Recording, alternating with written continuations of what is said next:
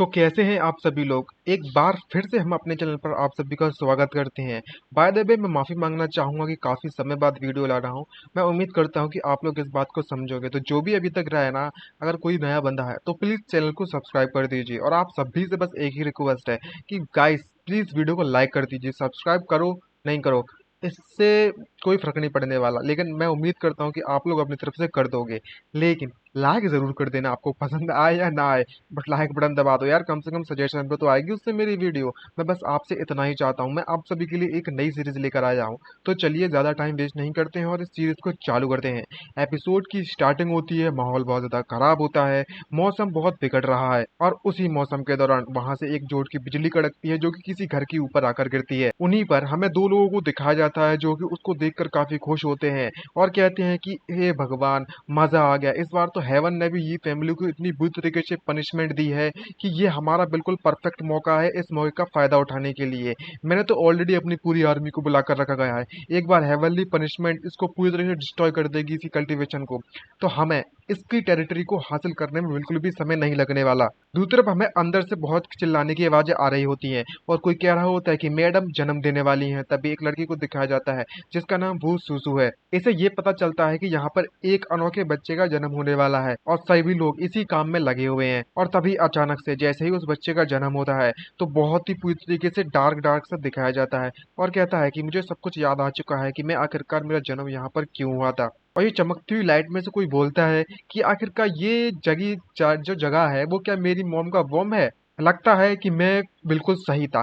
Finally finally मैं वापस से रिबॉर्न होने वाला हूँ और अपने बारे में बताता है। मेरा नाम ये कुंतियान है और मैं एक ट्रैवलर हूँ जो कि अर्थ से इस दुनिया में आया हुआ हूँ। जब मैं ओरिजिनल अर्थ पर मौजूद था तब मैं ऐसे ही रास्ते में जा रहा था, तभी अचानक से किसी गाड़ी ने मुझे आकर ठोक दिया और उधर से मेरी मौत हो गई और उसके बाद मैं एक नई दुनिया में चला गया।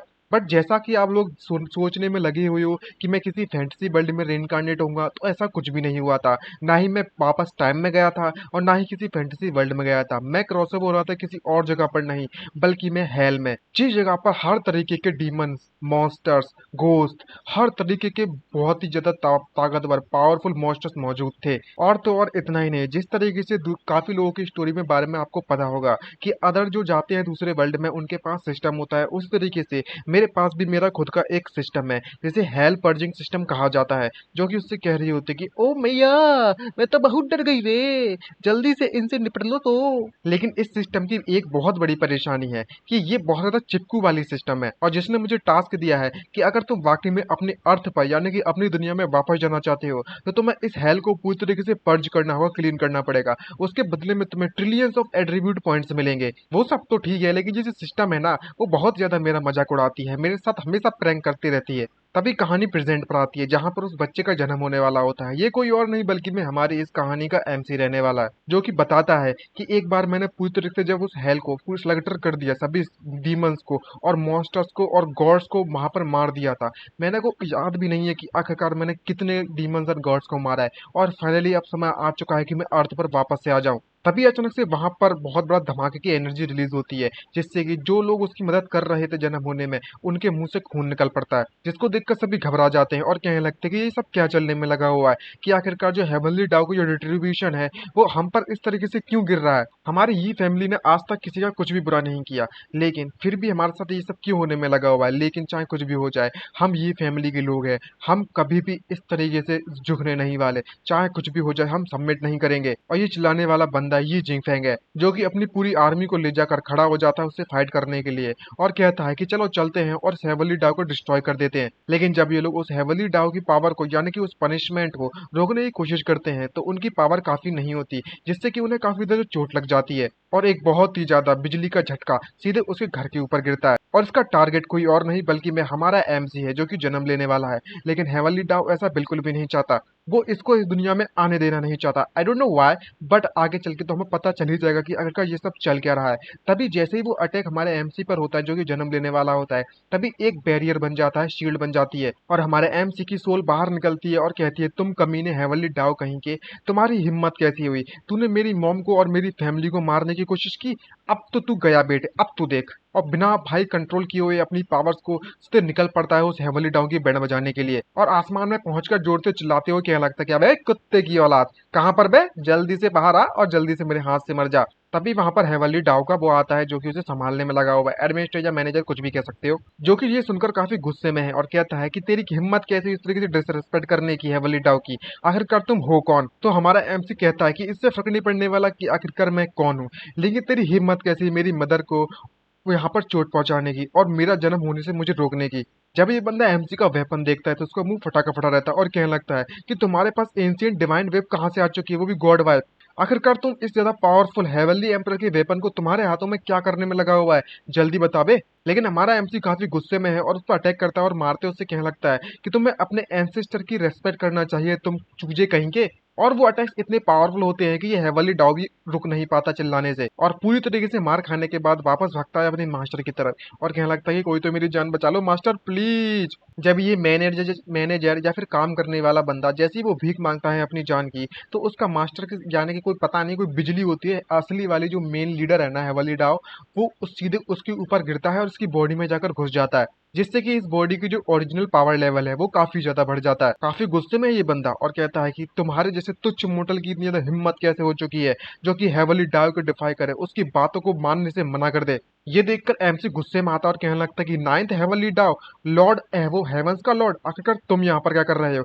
अब तुम्हें देखकर तो साफ साफ पता चलता है कि जो ट्रू लॉर्ड है वो यहाँ पर डिसेंड कर चुका है, और असली वाला जो हेवनली डाउ है वो हमारे एमसी को जन्म लेने से रोकने के लिए, उस पर अटैक करने के लिए कूद पड़ता है और अपने सबसे ज्यादा पावरफुल पाम टेक्निक का इस्तेमाल करता है उसे रोकने के लिए। हमारा एमसी उस पाम टेक्निक के आगे बस एक चीटी समान है, लेकिन उसे इस बातों से घंटा फर्क नहीं पड़ता। और तभी वो यहाँ पर उससे कहता है कि तुम बस छोटी मोटी ट्रिक का इस्तेमाल कर रहे हो, और अपने कानों से एक छोटी सी स्टिक निकालता है और अचानक से पता नहीं क्यों वो स्टिक बहुत ही ज्यादा बड़ी हो जाती है, और स्टिक इतनी ज्यादा पावरफुल होती है कि उसके हाथों में बीच में से छेद कर देती है। उसको देखकर साफ साफ पता चलता है कि हेवनली डाउ भी इसको देखकर घबरा जाता है और कहने लगता है कि आखिरकार हेवनली स्टाफ ये तुम्हारे पास कैसे आया, ये उस मंकी का वेपन ये तुम्हारे पास क्यों है, तुम आखिरकार हो कौन। लेकिन हमारा एमसी उसको जवाब देना बिल्कुल भी नहीं सही समझता और वो वापस से अपना सबसे पावरफुल वेपन निकालता है और उससे कहने लगता है कि तू तो गया बेटे, मैं तेरा बाप हूँ, रोक के दिखा सकता है तो रोक के दिखा। जहां पर ये देखकर इस हेवनली डाउ की फट जाती है और कहने लगता है कि मुझे इस बात का डर है कि मैं इस बास्टर का बिल्कुल भी मुकाबला नहीं कर सकता, लगता है कि अब मुझे यहाँ पर अपनी फॉरबिडन लाइटनिंग टेक्निक का इस्तेमाल करना ही पड़ेगा। और तभी आसमान से गिरती हुई बिजली का कलर पूरी तरीके से बदल जाता है, पावर काफी ज्यादा बढ़ जाती है और इसका टारगेट कोई और नहीं बल्कि में उसकी मॉम होती है, ना कि ये खुद, जिसको देखकर हेमसी समझ जाता है कि ये यहाँ पर फॉरबिडन टेक्निक का इस्तेमाल कर रहा है ये बंदा, कुत्ते का पिल्ला कहीं का, ये बस मेरी और मेरी फैमिली के लिए परेशानी खड़ी करने में लगा हुआ है। ऐसा चलता रहा तो ये दुनिया पूरी तरह से डिस्ट्रॉय हो जाएगी। चाहे कुछ भी हो जाए मुझे इस बंदे के अटैक को अभी रोकना ही होगा, उसके लिए कुछ भी करना पड़े, मुझे जल्द से जल्द इस अटैक को वापस से रोकना होगा चाहे कुछ भी हो जाए, वरना ये मेरी फैमिली और आधे से ज्यादा तियानलियों को पूरी तरह से डिस्ट्रॉय कर देगा। अब इस पावरफुल और फॉरबिडन टेक्निक को रोकने के लिए सिर्फ एक ही तरीका बचता है कि इस अटैक को मैं अपनी बॉडी पर झेलूं। तभी हमारा एमसी सेंटर में खड़े होकर पूरी की पूरी एनर्जी को ब्लॉक करने की कोशिश करने लगता है, जिससे कि इसे बहुत ही ज्यादा एनर्जी का इस्तेमाल करना पड़ रहा है, क्योंकि अभी तक इसका पूरी तरह से जन्म भी नहीं हुआ है, तो इसकी जो पावर लेवल है वो अभी मैक्स पर नहीं है। लेकिन इसको नॉर्मल तरीके से अगर फाइट करे ना तो ये हेवनली डाउ को भी हरा सके, लेकिन वो चीटिंग करने में लगा हुआ है इस वक्त और कुछ भी नहीं, और एक बहुत ही बड़ा बैरियर बना देता है ताकि वो इसके अटैक को किस तरीके से रोक सके। और चिल्लाता है इसे रोकने के बाद, तुम्हारी हिम्मत कैसे हुई तुम सेमलेस बंदे कहीं के, तुम डेवियस हेवनली डाउ, तेरी हिम्मत कैसी ऐसा करने की, तुमने हजारों ज्यादा लोगों की जान मतलब लेने के लिए तुमने थोड़ा सोचा भी नहीं, और तुम्हें क्या लगता है कि तुम कुछ भी करोगे और मैं तुम्हें छोड़ दूंगा।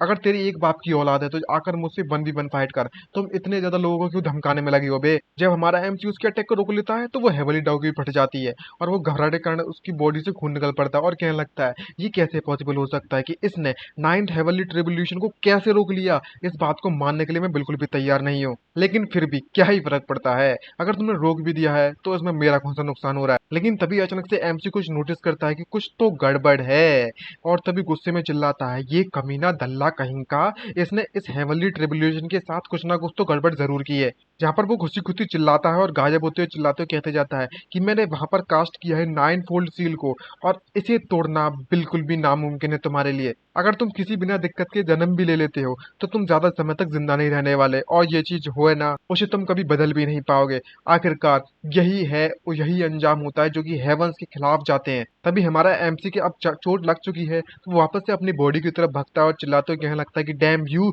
तुम कमीने कहीं की, आखिरकार तेरी हिम्मत कैसी यहाँ से भागने की। तू बस मेरा इंतजार कर, एक बार मैं तेरे पास आऊंगा तो तेरे चीथरे चीथरे उड़ा दूंगा। दूसरी तरफ इस बंदे की हालत बहुत ज्यादा खराब हो रखी होती है। तो मैं पहले इसके बारे में बता देता हूँ कि ये हमारे एमसी का फादर है, जो कि काफी ज्यादा चोट लगने के कारण घबराया हुआ होता है, लेकिन किसी तरीके से अपने आप को और अपनी फैमिली को बचाने में कामयाब रहता है। तभी बच्चे की किलकारियों की आवाज जैसी सुनाई देती है तो ये काफी खुश हो जाता है और कहने लगता है कि भाई इसका जन्म हो चुका है, मेरे बेबी का जन्म हो गया, भाई बच्चे का जन्म हो गया। और फाइनली हमारा एमसी सेफली इस वर्ल्ड में जन्म ले लेता है और कहता है आसपास देखकर, अच्छा तो ये है मेरा घर। लेकिन जैसे ही हमारा एमसी जन्म लेता है तभी अचानक से उसकी हेल्थ बहुत ज़्यादा खराब होने लगती है। सिस्टम नोटिफिकेशन देता है कि होस्ट की लाइफ की वैल्यू बहुत ज़्यादा कम हो रही है, वो भी कोड रेड। प्लीज अपने ब्लड को जितना जल्दी जल्दी हो सके उतना जल्दी रिप्लेस कर ले। और स्कैन के अनुसार पता चला है कि किसी बहुत ही ज्यादा डेस्टाइन ऑरा को सील्ड कर दिया जा चुका है किसी पावरफुल अटैक के कारण। जो सिस्टम की जो परफॉर्मेंस है वो ऑटोमेटिकली शट डाउन कर दी जा रही है। ये देख सुनने के बाद हमारा एमसी और भी ज्यादा शॉक हो जाता है और अपने कैरेक्टर पैनल्स को, एट्रीब्यूट पैनल को ओपन करते हुए देखता है तो पता चलता है कि इस बंदे का नाम अभी भी ये इम्तिहान है, लेकिन cultivation zero, strength zero, talent zero, QC को सील्ड कर दिया जा चुका है और डेस्टिन और को भी सील्ड कर दिया गया है। मार्शल आर्ट भी नहीं सीख सकता ये बंदा, जिसको देखकर इसे काफी गुस्सा आती है और चिल्लाते उससे कह लगता है कि ये जरूरी उस हेवनली डाव बढ़वे की कांड होगा, इसने सारा का सारा कांड किया साले। तो रुक, मेरे को बताता हूँ, तेरा तो गेम बचाना पड़ेगा रे। लेकिन लकीली मेरी किस्मत वाली बात यह है कि मेरे पास अभी भी हेल्थ से निकलने के बाद जो ट्रिलियंस ऑफ एट्रीब्यूट पॉइंट्स मिले थे ना, मैं उनको अभी भी यूज कर सकता हूँ। लेकिन सिस्टम को जैसे ही वो बुलाता है और पूछने लगता है कि सारे के सारे जो मेरे एट्रीब्यूट पॉइंट्स हैं वो चेकआउट करो और बताओ कि मुझे कहाँ का यूज करने चाहिए, लेकिन सिस्टम वहां पर प्रकट होती है और यहाँ पर पता चलता है कि भाई साहब सिस्टम इसे देखकर कभी खुश होने लगती है और कहने लगती है उसे बताते हुए कि तुम काफी ज्यादा जोर से चिल्लाने में लगे हो, तुम अपने छोटे से मुंह के साथ कैसे इतना चिल्ला सकते हो, कितने क्यूट हो ना बेबी। और जैसे ही वो उन ट्रिलियन पॉइंट्स, एट्रीब्यूट पॉइंट्स को दिखाती है उससे कहने लगता है कि ये अवेलेबल तो है लेकिन अनफॉर्चुनेटली इन्हें पूरी तरीके से सील्ड कर दिया जा चुका है। इसे देखकर उसे काफी गुस्सा आती है और चिल्लाते हुए कहने लगता है कि शिट, टू गॉड कहेंगे, डैमेट कहेंगे, इसका हिसाब तो मैं तुझसे पक्का बराबर करूंगा। लेकिन जब हमारे एमसी की हेल्थ काफी तेजी से डाउन हो रही होती है तो वो अपने आप को कंट्रोल नहीं कर पाता, तो सिस्टम भी आती है उससे कहने लगती है कि तुम्हें अपने गुस्से को शांत करना चाहिए। सबसे पहले तो तुम्हें अपने ब्लड है उसको और रिप्लेस करना चाहिए, वो ऑलमोस्ट खत्म हो चुका है भाई, थोड़ा देखो तो अपने आप को, तुम्हारी हेल्थ को। लेकिन हमारा एमजी ठहरा अपने यहाँ अर्थ से। अब समझ सकते हो भाई इसकी निगाहें कहीं है, निशाना कहीं। अब इसको ज्यादा एक्सप्लेन करने की जरूरत तो है नहीं है। तो वो कहने लगती है कि लो तुम इसे पी कर देखो। तो हमारा एमसी कहता है ओ बॉय, ये अच्छी बात नहीं है। सिस्टम आखिरकार किस तरीके से किसी बेबी को कुछ खिला सकती, पिला सकती है आई मीन। लेकिन सिस्टम भी ट्रिकी है भाई, इसकी फिरकी लेना जानती है। एमसी की फिरकी लेती है, एक बोतल निकालती है और कहने लगती है कि तुम क्या सोचने में लगी हो बे, मैं बस इतना कहना चाहती हूँ कि मेरे पास कुछ तुम्हारे लिए मेडिसिन है, वो बस देना चाहती हूँ। भले ही जो सिस्टम है पूरी तरीके से सील्ड हो चुका है, लेकिन जो सिस्टम का स्पेस है उसको अभी भी एक्सेस किया जा सकता है और वहां पर जो कंटेंट था वो इसके अंदर जो मौजूद है उसे तुम यूज कर सकते हो। तो तुम्हें ज्यादा ध्यान नहीं देना चाहिए, खैर ये सब तुम भूल जाओ और जितना जल्दी हो सके उतना जल्दी इसको पी लो, वरना तुम ब्लड लॉस के कारण मारे जाओगे। और तभी वो सिस्टम हमारे एमसी को उस बोतल में से वो मेडिसिन पिलाने लगती है, जिससे का उसका ब्लड वापस से सक्सेसफुली वापस आने लगता है, जिससे कि उसकी ब्लीडिंग रुक जाती है। जहाँ पर एमसी बच्चे के रूप में उससे कहता है कि सिस्टम मेरी मदद करो सुटेबल कल्टीवेशन टेक्निक चुनने के लिए, जो कि मैं इस वक्त प्रैक्टिस कर सकता हूँ। इस वर्ल्ड में मैं काफी ज्यादा कमजोर हूँ, ये तुम बहुत जानते हो कि यहाँ पर कमजोरों को बहुत ज्यादा बुरी तरह से ट्रीट किया जाता है, जैसे किसी हंटर का कोई प्रे वगैरह हो, कोई शिकार वगैरह। तो मुझे कम से कम अपने आप को डिफेंड करने के लिए स्किल तो सीखनी ही पड़ेगी। तो सिस्टम उसे बताती है और कहने लगती है कि तुम्हारे पास इस वक्त जीरो एट्रीब्यूट्स पॉइंट है। बेसिकली देखा जाए तो कोई भी कल्टीवेशन टेक्निक अनेबल है तुम्हारे लिए कल्टीवेट करने के लिए, लेकिन अभी भी यहाँ पर एक ऐसी टेक्निक मौजूद है जिसे कल्टीवेट करने के लिए तुम्हें कोई भी एट्रीब्यूट पॉइंट्स की जरूरत नहीं पड़ने वाली, और उस टेक्निक का नाम कुछ और नहीं बल्कि में टायरेंट आइज है। तुम उसको प्रैक्टिस कर सकते हो और ये टायरेंट आई कोई छोटी मोटी टेक्निक नहीं है। इस टेक्निक का इस्तेमाल कर कर जो तुम एंशिएंट बीस्ट की फॉर्म ले सकते हो और किसी के भी दिमाग के अंदर घुस कर उस बंदे के दिमाग के भुर्जी का पाला कर सकते हो। एक बार तुम किसी के दिमाग को या फिर माइंड को सप्रेस कर लोगे तो उसके माइंड को तुम डिस्ट्रॉय भी कर सकते हो और उसके माइंड का कंट्रोल भी कर सकते हो एनिमी की फिजिकल बॉडी को। ये काफी पावरफुल टेक्निक है, मानना पड़ेगा यार। ये लोग पंचायत करने में लगे ही होते हैं, तभी हमारे एमसी का बाप निकलता है और उसे कहने लगता है कि ओ सुसु कैसन बा, और जाता है अपनी वाइफ को देखता है और उससे पूछता है कि तुम कैसे हो, तो वो कहने लगता है कि मैं तो बिल्कुल ठीक हूँ, बस मुझे थोड़ा बहुत कमजोरी महसूस हो रही है। लेकिन जैसे ही वो हमारे एमसी को देखता है, अपने जाने के अपने बच्चे को देखता है, तो वो कहता है कि ओह तो ये हमारा बेटा है। लेकिन हमारा एमसी तो किसी चौमू जैसा दिख रहा होता है, पता नहीं क्यों, और उसको देखकर वो भी काफी शौक होता है और कहने लगता है कि ओह तो ये है मेरा ओल्ड मैन, यानी कि पप्पा। तभी उसका बाप उसे उठाता है गोदी में और उल्लाकर चिल्लाते उससे कहने लगता है उसका पप्पा, ए मैं ये जी फैंग, फाइनली मेरे पास मेरा खुद का बेटा मौजूद है। और ये काफी तो खुश होता है अपने बच्चे के जन्म पर, उसकी मॉम भी काफी खुश होती है। लेकिन भाई सिस्टम के तो भाई एक अलग ही लेवल के नशे हो रखे हैं, जो ये कह रही होती है कि ज्यादा देखो तो इस बाप बेटे के प्यार को कितना ज्यादा बॉन्ड हार्ड हो चुका है इनका। बट अनफॉर्चुनेटली ये मुझे नहीं देख सकते क्योंकि मैं एक सिस्टम हूँ, तो मैं इनकी इनकी खुशी में बिल्कुल भी टांग नहीं अड़ाना चाहती। वैसे भी अब मुझे चलना चाहिए, लेकिन जब अपनी खुशी मनाने में लगा ही हुआ होता है तभी अचानक से उसके मुंह से खून निकल पड़ता है, जिसको देखकर एमसी काफी घबरा जाता है और क्या लगता है कि फादर की जो बॉडी है वो काफी ज्यादा चोटिल हो चुकी है उस कमीने हेवली डाव के कारण। मुझे कुछ ना कुछ तो करना ही पड़ेगा जितना जल्दी हो सके उसको हील करने के लिए। जो मेडिसिन मैंने अभी अभी पी थी वो अभी मेरी इंटरनल इंजरीज को ठीक करने में लगी हुई है, और मेरे जो आंखों के आंसू हैं उसमें उनका इफेक्ट अभी भी मौजूद होगा, तो ये मेडिसिन की तरह काम कर सकता है। और तभी हमारा एमसी उसके सामने जोर जोर से रोना चालू कर देता है इस चीज के कारण। उसके जितने भी आंसू होते हैं वो उसके पप्पा के ऊपर जाकर गिरने लगते हैं। ये देखकर इसे काफी घबरा जाता है और उससे पूछने लगता है कि तुम इस तरीके से क्यों रो रहे हो बे, तुम्हें रोना नहीं चाहिए, अच्छा बच्चा रोते नहीं है। लेकिन आंसू गिरने के कारण इससे कुछ अजीब सा महसूस होता है और वो काफी कंफ्यूज होता है, कहने लगता है कि ये काफी अजीब बात है कि मेरी जो इंटरनल इंजरीज थी वो सडनली पूरी तरीके से हील हो चुकी हैं। जब ये इतने सोचने में लगा ही हुआ होता है तभी पीछे से उसका ब्रदर आता है छोटा, और चिल्लाते उससे कहने लगता है कि ब्रदर बहुत बुरी खबर है, यहाँ पर कई सारे जो 4 फैमिलीज के जो लोग हैं वो हमारी फैमिली को डिस्ट्रॉय करने के लिए आ चुके हैं, ताकि वो हमारी टेरिटरी पर यानी कि हमारे इस इलाके पर कब्जा कर सकें। इस बंदे का नाम ये ही फेंग है, जिसको देखकर एमसी के बाप का भी शौक होता है और कहने लगता है कि तुम क्या कह रहे हो बे, आखिरकार उन सभी की ऐसा करने की हिम्मत कैसे हो चुकी है, इनकी इतनी हिम्मत जो मेरे यानी कि ये फैमिली के इस सेक्रेट लैंड पर उन्होंने अपना कदम रखा। चलो देखते हैं कि आखिरकार उनके पास कितनी जिंदगी मौजूद है। सालों को बताता हूँ मैं अभी, तुम चल तो चल बेटे, चल बेटा आगे बताते हैं साले के। और तभी हमें उन दो नमूनों को दिखाया जाता है जो कि स्टार्टिंग में यहाँ पर काफी इस मौके का फायदा उठाने के बारे में सोच रहे थे, और ये फैमिली के डिसिपल्स और मार्शल आर्टिस्ट को मारने के बाद कहते हैं कि ये फैमिली ऑलरेडी फिनिश्ड हो चुकी है। आखिरकार तुम सभी के सभी लोग यहाँ पर रुककर क्या करने में लगे हो, जल्दी से मेरे हमारे सामने झुक जाओ घुटनों के बार और हमसे माफी मांगो। और जैसे देखकर वो काफी घबरा जाते हैं और क्या लगता है कि डैम इट, जो ऑपरेसिव फोर्स है, जो स्पेशल फॉर्मेशन है वो इनकी काफी ज्यादा पावरफुल है। मेरे जो ब्रदर्स हैं उन्हें हैंग ऑन करना चाहिए यहाँ पे। ये दोनों के दोनों बंदे काफी खुश नजर आ रहे होते हैं। उनमें से एक लेफ्ट वाले के बंदे का नाम है डोंग फैंग ही, राइट वाले बंदे का नाम है यूए चैंग क्विंग, जो कि कहने लगता है डोंग फैंग ही कि अब जबकि जो ये जी फैंग है वो पूरी तरीके से चोटिल हो चुका है और इसकी जो मेजोरिटी है फैमिली के, ये फैमिली के लोग हैं मार्शल आर्टिस्ट हैं, उन्हें काफी ज्यादा चोट लग चुकी है, अब वो फाइट नहीं कर सकते हैं, अब यहाँ पर ये हमें नहीं हरा सकते। और यही हमारा एक मौका है इन्हें पूरी तरह से डिस्ट्रॉय करने का। जिसे सुनने के बाद यूए चैंग भी काफी तक खुश होता है और कहने लगता है हंसते हंसते कि जो साउदर्न रीजन है वो अबंडेंट है बहुत ज्यादा रिसोर्सेज से, तो आज चाहे कुछ भी हो जाए हम इस पूरी की पूरी फैमिली को सिलेक्टर कर देंगे और किसी को भी जिंदा नहीं छोड़ेंगे और कंप्लीटली ये फैमिली को वाइप आउट कर देंगे। तो हमारा एमसी का पप्पा आता है और एक अटैक करते उनसे कहने लगता है कि तुम्हें वाकई में ऐसा लगता है कि जो ये फैमिली है उसे तुम इतनी आसानी से वाइप आउट कर सकते हो, तुम बस कुछ मच्छर जो कि भिन बनाने में लगे हो, तुम्हारा तो बैंड बजाता हूँ रुक। और तभी जैसे वो अपना इतना पावरफुल अटैक होते हुए अपने आप पास देखते हैं तो वो काफी शॉक हो जाते हैं और समझ नहीं पा रहे होते कि आखिरकार ये कैसे पॉसिबल हो सकता है, और सूख के पापड़ की तरह हो जाता है इनका मुंह, एकदम से घबराते हैं और कहने लगता है मनी मन में, क्या जो ये जीपिंग है उसे चोट बिल्कुल भी नहीं लगी थी, मुझे लगा था कि ये तो काफी घायल हो चुका है, लेकिन ये इतनी ज्यादा पावरफुल कैसे अपनी पावर को शो ऑफ कर सकता है। लेकिन अभी भी ये बैटल एम्परर के आई मीन पीक स्टेज पर क्यों है भाई बैटल एम्परर के, ये मुझे ये बात हजम नहीं हो रही। इसे ये बात साफ साफ पता चलती है कि इसे तो बिल्कुल भी चोट नहीं लगी है, डैम इट। लगता है कि हमें कुछ गलतफहमी हो चुकी है और अपनी गोल्डन मैल टेक्निक का इस्तेमाल करता है अटैक को रोकने के लिए। लेकिन इस वक्त ये काफी गुस्से में अटैक करता है और क्या लगता है कि तू मेरी फैमिली को निपटाना चाहता है, मेरी फैमिली को बाय आउट करना चाहता है, ले भाई तेरे तो गेम बजाता हूँ। और बिना कुछ सोचे समझे उस बंदे को बीच में से फाड़ देता है। आई मीन फाड़ता नहीं है, अपने स्वॉर्ड से काट देता है दो हिस्सों में और दूसरे वाले बंदे से कहता है कि ब्रैट अब यहाँ पर तुम्हारे लिए कुछ भी नहीं बचा हुआ है, अब तुम कहाँ पर बचकर भागोगे बे। अपने साथी को मरते होते हुए देखकर जी काफी घबरा जाता है और कहने लगता है कि अबे तेरी ये क्या हो रहा है। जो ये फैमिली है वो वाकई में कितनी ज्यादा चालाक निकली। इसने अपनी इंजरीज को फेक कर दूसरों के सामने दिखाया ताकि वो हम सभी को अटैक करने के लिए आगे बढ़ा सके, और हम बेवकूफ की तरह इसके जाल में फंस भी गए। अगर मैं अब यहाँ पर रुका तो मैं एक नंबर का बेवकूफ ही कहलाऊंगा कि यहाँ पर मुझे इससे फाइट करनी चाहिए, ऐसा मैं बिल्कुल भी सोच नहीं सकता।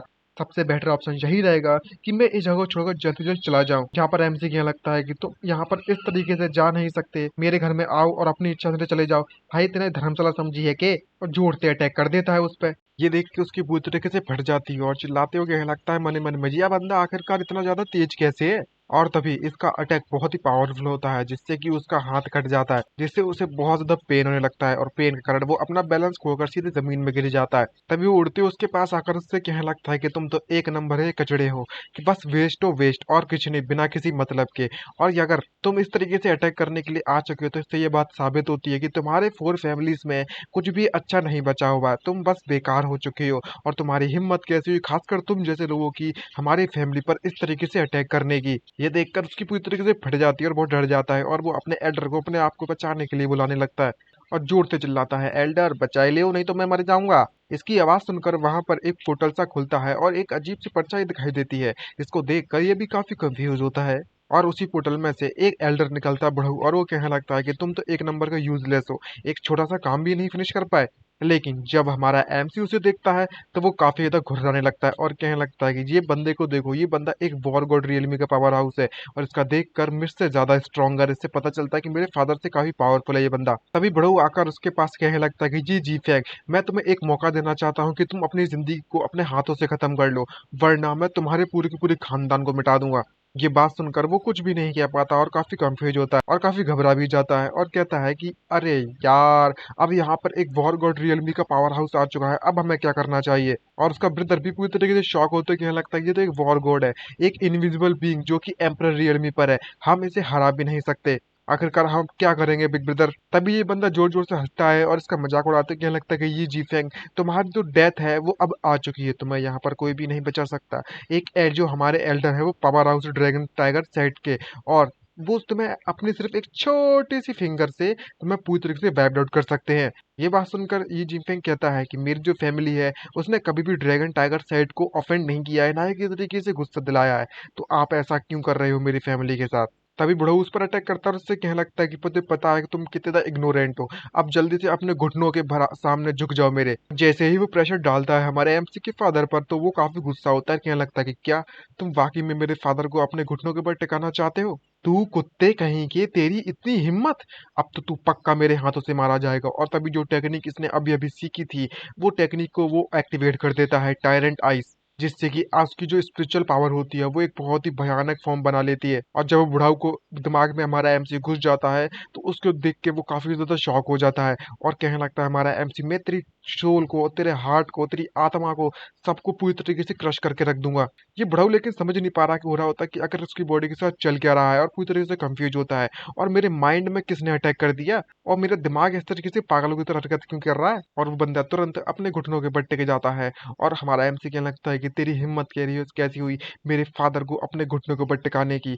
वो देखकर बुड्ढे की फट जाती है और कहने लगता है कि तुम कौन हो भैया। और तभी हमारा एमसी ट्रू फॉर्म में आता है और कहने लगता है कि मैं तुम्हारा पप्पा हूँ, अब तो मैं यहाँ पर कोई भी ना बचा सकता। जल्दी से अपने घुटनों के ऊपर टिक जाओ और मेरे फादर से जल्दी जाकर माफी मांगो, अभी के अभी, वरना तेरा पूरा का पूरा वजूद मिटा दिया जाएगा। जहाँ पर जब एल्डर की कोई भी मूवमेंट नहीं होती तो ये बंदा पूरी तरीके से कंफ्यूज हो जाता है और बुलाने लगता है कि एल्डर आपको क्या हो चुका है, आप मूव क्यों नहीं कर रहे। तभी एमसी चिल्लाता है और ऑर्डर देता है कि जल्दी जाओ और मेरी बात को मानो, वरना तुम्हें यही मार दिया जाएगा। इतना प्रेशर के कारण ये बुढ़ऊ यानी कि ये एल्डर उस प्रेशर को झेल नहीं पाता और उसके मुंह से खून निकल पड़ता है और धीरे धीरे करके बेहोश होकर नीचे गिरने लगता है और कहने लगता है कि ये इम्पॉसिबल है। और तभी वो बुढ़ऊ सीधे जाकर हमारे एमसी के पप्पा के घुटनों के सामने झुक जाता है और जी देख कर वो पूरी तरीके से कंफ्यूज, आखिरकार ये सब क्या चलने में लगा हुआ है, और पूरी तरीके से समझ नहीं पा रहा होता भाई साहब इस बुढ़ऊ को अचानक से क्या होगा, ये चिल्लाने में क्यों लगा है। और पीछे से ये भी शौक और कहने लगता है कि एल्डर आप ये सब क्या करने में लगी हुई हो, आपको जल्दी से ये जिफिंग को मार देना चाहिए, आप उसके सामने क्यों घुटने टिका कर बैठे हो। जहाँ पर जब इसे दिखाया जाता है तो इसकी वैसी फटी पड़ी होती है और चिल्लाते हुए कह रहा होता है कि सीनियर एम्पर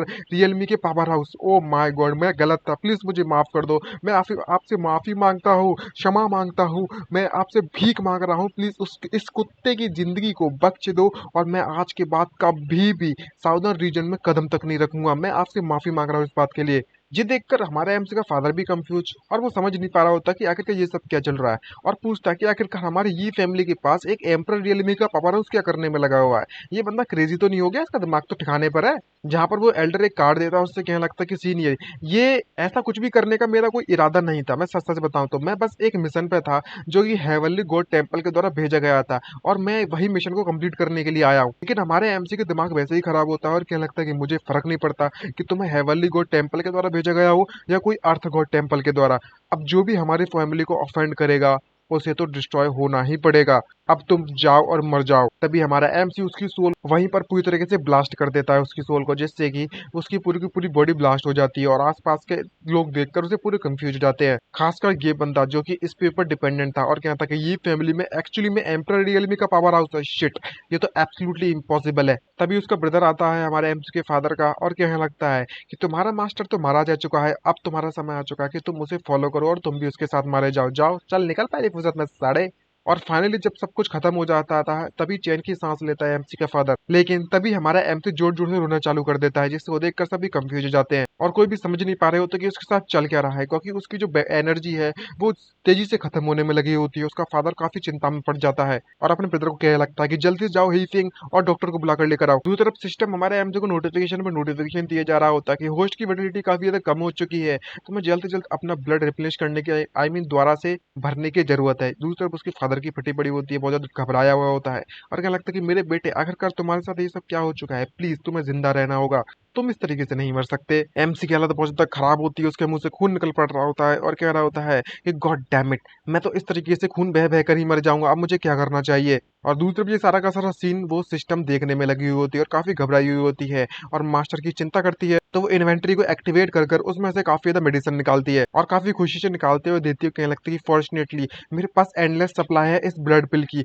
जो कि मेरे सब स्पेस में मौजूद है, अब समय आ चुका है मास्टर आपके मेडिसिन लेने का, चलो बेटा खा लो मेडिसिन। अगर तुमने मेडिसिन नहीं खाई तो तुम्हारी जो प्रोबेबिलिटी है मरने की वो वाकई में हाई हो जाएगी और तुम रियल में मारे जाओगे। तभी वहां पर एक एंट्री होती है डॉक्टर की, जिनका नाम हुआंग लिंग शी होता है, जो कि उसका ब्रदर उसके लेकर आया होता है और कहने लगता है कि ब्रदर जरा इन्हें तो देखिए, मैं doctor I mean doctor Huang Longshi को अपने पास लेकर आ चुका हूँ और उसके साथ उनकी ग्रैंड डॉटर भी आई हुई है जिनका नाम हुआंग याओ याओ है, जिसको देखकर ये काफी खुश होता है और उससे कहने लगता है कि ओल्ड हुआंग तुम यहाँ पर आ चुके हो, तुम बिल्कुल सही समय पर आए हो, जरा मेरे बेटे को तो देखो, इस ये पता नहीं क्यों अचानक से खून अपने मुंह से निकालने में लगा, उल्टी करने में लगा खून की। तो डॉक्टर उसको देखता है और इससे कहने लगता है कि तुम्हें चिंता करने की जरूरत नहीं है, चाहे कुछ भी हो जाए मैं यंग मास्टर को कुछ भी नहीं होने दूंगा। लेकिन जैसे ही वो उसे देखता है तो वो पूरी तरह से शॉक हो जाता है और शॉक के मारे उसका मुंह फटा कपड़ा रह जाता है और चिल्लाते उसे कहने लगता है कि आखिरकार ये कैसे पॉसिबल हो सकता है। इसको इतना घबराया और देखकर हमारे एमसी का पापा भी काफी शॉक होता है और कहने लगता है कि ओल्ड हुआंग आखिरकार मेरे बेटे के साथ हुआ क्या है, कोई खतरे बतरे में तो नहीं है, तुम इतने शौक में क्यों पड़े हो। तो वो कहता है कि तुम्हें चिंता करने की जरूरत नहीं है क्योंकि जो यंग मास्टर की लाइफ है वो कोई खतरे में तो नहीं है, बस बात इतनी सी है कि जो यंग मास्टर है ना, वो उनका जो जन्म हुआ है वो अपने ब्लॉक्ड वीन के साथ हुआ है, तो वो कल्टीवेट नहीं कर सकते और इसीलिए इस बात के लिए मैं काफी ज्यादा निराश हूँ। लेकिन वो पूरी तरीके से इसकी वीन कंप्लीटली ब्लॉकेज है, लेकिन वो डॉक्टर उसे सांत्वना देता है, उससे कहने लगता है कि पैट्रिच आपको चिंता करने की बिल्कुल भी जरूरत नहीं है, मैंने कई सारी एंशिएंट बुक्स को पढ़ा है और उनमें लिखा हुआ है कि किस तरीके से जो डांटेन है, क्यू सी है और मार्शल वीन्स है जो ब्लॉक्ड होती है, हम उनको किस तरीके से किंग ब्लड का इस्तेमाल कर कर अनब्लॉक कर सकते हैं। लेकिन हमारे एमसी सारी की सारी बातें सुनता है और मन ही मन में कहने लगता है जो ओल्ड मैन है वो बिल्कुल भी सिंपल बंदा तो नहीं लगता, ऑर्डिनरी जो डॉक्टर्स हैं वो शायद मेरे इस किंग ब्लड के इफेक्ट के बारे में जानते भी नहीं होंगे, लेकिन अनफॉर्चुनेटली मैं एक स्पेशल केस हूँ, मैं एक अलग ही बंदा हूँ, कोई फर्क नहीं पड़ने वाला कि किस तरीके का किंग का ब्लड हो, यहाँ तक जो डिवाइन ब्लड भी आ जाए ना वो भी मेरी इस सील की जो मेरी बॉडी पर लगा हुआ है उसे तोड़ नहीं सकता। उसका ब्रदर काफी गुस्से में आता है और कहने लगता है कि ब्रदर आपने मुझसे वादा किया था कि आप मेरी नीफी के लिए कम से कम 50 ब्राइड्स लेकर आओगे प्रीवियसली, यानी कि 50 वाइफ्स, भाई साहब, हद होती है यार, एक लिमिट होती है कहने की, इतना कौन फेंकता है। खैर, अब अगर कल्टीवेट नहीं कर सकता हमारा नींबू, तो वो सभी के सभी जितने भी लोग हैं वो मैरिज को कैंसिल कर देंगे, उसकी शादी को। लेकिन इसका पापा कहाँ पर मानने वाला, और कहता है कि मेरे यहाँ पर होते हुए मैं भी तो देखूं कि आखिरकार किसकी इतनी हिम्मत आ चुकी है कि वो मैरिज को कैंसिल कर दे। तभी वो डॉक्टर आगे बढ़ता है और उससे कहने लगता है कि पैट्रिच, मेरी जो ग्रैंड डॉटर है वो 5 साल की हो चुकी है, अगर आपको कोई फर्क नहीं पड़ता तो शायद मैं यहाँ पर ऑफर करना चाहता हूँ यंग मास्टर को पर्सनल मेड के तौर पर इसे। तो वो थोड़ा घबरा जाता है और कहने लगता है कि ओल्ड वांग, ये कोई बच्चों का खेलना मिलना तो है नहीं। लेकिन ओल्ड वांग कहता है कि पैट्रिच, आपने मेरी जिंदगी बचाई, आपने बहुत ज्यादा काइंडनेस दिखाई है, जितना मैंने सोचा भी नहीं था उससे भी ज्यादा। और जो याओ याओ का जो गुड फॉर्च्यून होगा, एक अच्छी किस्मत होगी अगर वो यंग मास्टर के साइड में रहेगी पूरी जिंदगी भर तो। और तभी याओ याओ घुटनों के बल टिक जाती है और उससे कहने लगती है कि जो याओ है वो यंग मास्टर की मेड बनने के लिए, उनका ख्याल रखने के लिए रेडी है और पूरी की पूरी जिंदगी पर उनका ख्याल रखेगी। प्लीज आप याओ याओ को मना मत कीजिएगा इस बात के लिए। और दूसरी तरफ हमारे एमसी के मन में तो लड्डू फूट रहे होते हैं, ओहो, और कह रहा होता है पर्सनल मेड, ओहो अच्छा है अच्छा है। इस तरीके की जो मेड है वो वाकई में वो मेरे साथ पूरी जिंदगी पर टिकने वाली है, आई मीन चिपक के रहेगी, मेरे साथ ही रहने वाली है। दूसरी तरफ उसका फादर कहता है, आप तुम वाकई में अगर इतनी डिटरमाइंड हो तो मैं ठीक है इसके बारे में सोच लूंगा। जिस पर बात सुनकर वो सभी लोग उसका धन्यवाद देने लगते हैं। जहाँ पर डॉक्टर कहता है कि बाय द वे, जो यंग मास्टर का अभी अभी तो जन्म हुआ है, क्या तुमने इसको कोई नाम दिया? तभी वो खुश होता है और कहने लगता है कि मेरा जो सन है, जब मेरा बेटे का जन्म हुआ था तब उसने मेरी ये फैमिली को पूरी तरीके से बचा लिया किसी कालमिटी से, आई मीन किसी डिजास्टर से। यहाँ तक कि जो हेवन है वो भी हमारी फैमिली को डिस्ट्रॉय करना चाहते थे, वो भी पावरलेस हो गए थे उसके सामने। इसलिए आज से और इस अभी से इसका नाम ये क्विंटियान होने वाला है। तो हमारे एमसी का नाम फाइनली ये क्विंटियान पड़ चुका है। याओ भी इसका नाम सुनकर काफी खुश होती है और कहने लगती है कि यंग मास्टर क्विंटियान, ये तो वाकई में बहुत ब्यूटीफुल नेम है, मानना पड़ेगा। और तभी वो वहां पर एक मंत्र पढ़कर या फिर लुल्ली बॉय या फिर कहानी, गाना, कुछ भी समझ लो, वो सुनाने लगती है और उसे सुलाने लगती है। ये देखकर वो काफी शॉक होता है हमारा एमजी और कहने लगता है कि अबे तेरी, ये तो ताओती के चेंग का कोई कैरेक्टर नहीं है क्या, वो भी मेरे वर्ल्ड से? तो आखिरकार ये कोई लुल्लू बॉय कैसे बदल गई इस वर्ल्ड में आकर? और तभी हमारा एमसी यहाँ पर सो जाता है उसकी बात सुन सुनकर लुल्लू बॉय। और सिर्फ इतना ही नहीं, वो सोने के बाद वो अपनी कॉन्शियसनेस में चला जाता है। तभी सिस्टम का एक नोटिफिकेशन आता है कि तुम्हारी जो सील की पावर है वो 1 पॉइंट कम हो चुकी है। जिसको देखकर वो काफी शॉक होता है और उससे क्या लगता है कि आखिरकार ये क्या चीज है, आखिरकार ये गोल्डन स्ट्रीम ये किस चीज की आने में लगी हुई है, और इस सेल की जो स्ट्रेंथ है वो ड्रॉप आउट हो चुकी है कैसे? तो सिस्टम उसे बताती है और कहने लगती है कि तुम्हारी किस्मत वाकई में अच्छी हुई कि जैसे ही तुमने जन्म लिया तो तुम्हारे सामने एक बॉन्ड स्कॉलर आ चुकी है। जिसको सुनकर वो कंफ्यूज होता है और कहने लगता है कि बॉन्ड स्कॉलर ये क्या चीज है? तो सिस्टम उसे एक्सप्लेन करती है और कहने लगती है कि जो 9 सील्स तुम्हारी बॉडी पर लगी हुई है वो 9 बुक्स हेवंस की मिलती जुलती हैं। तो इस सील को ब्रेक करने के लिए तुम्हें कुछ नहीं, तुम्हें 9 ऐसे लोगों को ढूंढना होगा जो कि इसे रीड कर सके, और जो लोग ऐसी मिस्टीरियस एनर्जी को जनरेट कर सके तुम्हारे अंदर, तो वो तुम्हारी सील को तोड़ने में तुम्हारी मदद कर सकते हैं। और तभी हमारे एमसी की आंखें खुलती है और वो कहने लगता है कि अच्छा अब मुझे समझ में आया, तो जो बॉन्ड स्कॉलर है वही मेरी मदद कर सकते हैं इस मिस्टीरियस एनर्जी को प्रोड्यूस करने के लिए, जिससे कि मेरी सील ब्रेक हो सके। मैं समझ सकता हूँ कि हर बार इस गाने को सुनने के बाद सिर्फ और सिर्फ एक ही पॉइंट कम होता है, लेकिन मुझे लगता है कि अगर ऐसे चलता रहा रेगुलर बेस पे तो 18 साल लगेगी मुझे इसे अनलॉक करने में फर्स्ट सील को। तुम बस मेरा इंतजार करो, तुम कुत्ते कहीं के पिल्ले की औलाद, तेरे तुम्हें एक दिन अपना बदला जरूर लूंगा हेवनली डाव। इतनी गालियां दे रहा होता है इस हेवनली डाई को कि उससे बदला लेकर जरूर रहेगा। तभी दूसरी तरफ हमें दिखाया जाता है कि 4 सितारे चमकने में लगे हुए होते हैं और सभी लोग इस बात की खुशी मना रहे होते हैं और कह रहे होते हैं कि जरा उसे तो देखो, ये तो डिवाइन लाइट है जो कि 4 फैमिली की तरफ जाने में लगी हुई है। मैंने सुना है कि 4 फैमिलीज में 4 डॉटर्स का जन्म हुआ है और इस बार इसमें पता चलता है कि उनके पास रेयर मार्शल आर्ट्स ब्लड है और सभी की चारों फैमिलीज में एक एक कर जन्म होना चालू हो जाता है। पहली फैमिली आती है ली फैमिली मैनर पर, दूसरे में दिखाया जाता है इंपीरियल पैलेस पर डोंग फैंग फैमिली पर, तीसरी होती है यूए फैमिली और चौथी होती है वू फैमिली। तभी डोंग फैंग जन को दिखाया जाता है जो कि कहता है कि अब समय आ चुका है फाइनली, जो हमारी 4 ग्रेट फैमिलीज है अब वो अचानक से पावरफुल बनने वाली है। ये जीतियान आखिरकार अब देखते हैं, जो कि पीक लेवल पर था वॉर एम्परर रियलमी के, अब तुम हमसे कैसे टिकोगे? अब तुम पूरी की पूरी साउदर्न रीजन कर, तुम्हारा बेटा जन्म होने के बाद जो कि क्रिपल्ड पैदा हुआ है और कोई भी ब्लड लाइन नहीं है उसके पास, कोई भी पावर नहीं है, तुम कैसे हमारा सामना करोगे? और बाकी के जो फैमिली के मेंबर्स होते हैं, पैट्रिस वगैरह होते हैं, वो भी यही कहते हैं कि उसका बेटा पुत्री से क्रिपल्ड पैदा हुआ है। और यहाँ तक कि हमारे जो 4 फैमिली है उनकी जो यंग लेडीज है वो gifted rare martial arts bloodline के द्वारा पैदा हुई है। अब देखते हैं कि आखिरकार कौन उससे शादी करेगा। उनकी जो हमारे जो प्रीसियस डॉटर्स हैं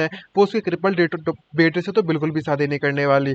आज से 18 साल बाद हमारी जो अवेकनिंग सेरेमनी है, जो यी जी फेंग का जो बेटा है, हम उसकी इतनी बुरी तरीके से बेइज्जती कर देंगे कि उस सेरेमनी के दौरान और पूरी पूरी यी फैमिली को ह्यूमिलेट करेंगे। लेकिन दूसरा बंदा कहता है ली डावलिन सिर्फ और सिर्फ ह्यूमिलेशन, इससे काम नहीं चलने वाला। हमारा जो साउदर्न रीजन है वो काफी ज्यादा रिच है और ब्यूटीफुल है। इस पूरे के पूरे प्लेस में बहुत ज्यादा रिसोर्सेस मौजूद है, तो इसकी जो फैमिली है वो डिजर्व नहीं करती यहाँ पर रहने के लिए और वो सब कुछ लेने के लिए। इसका मतलब ये हुआ कि उसकी सारी की सारी प्रॉपर्टी हमारी हो जाएगी और 18 साल हमारे लिए काफी होंगे हमारी फोर्सेस को बढ़ाने के लिए और पावरफुल बनाने के लिए। फिर देखते हैं कि जो ये फैमिली है वो हमसे कैसे पंगे ले सकती है और हमसे किस तरीके से फाइट करेगी, उसके बारे में पता चल जाएगा। और इसी तरीके से धीरे धीरे करके समय गुजरता है और 18 साल निकल जाती हैं और एक पेड़ के नीचे हमारे एमसी को दिखाया जाता है, जो कि याओ याओ की यानी कि वही मेड जो कि उसे सर्व करते हुए आ रही थी 18 सालों से। अब वो काफी ज्यादा बड़ी हो चुकी है, आप हर तरफ से देख सकते हो बड़ी हो चुकी है। हाँ गाइस, बड़ी हो चुकी है। तो हमारा एमसी उससे क्या लगता है कि मैं काफी ज्यादा सफोकेट करने में लगा हूँ तुम्हारी इस डेडली वेपन का इस्तेमाल करने के कारण। याओ याओ पूरी तरीके से कंफ्यूज होती है और उससे पूछती है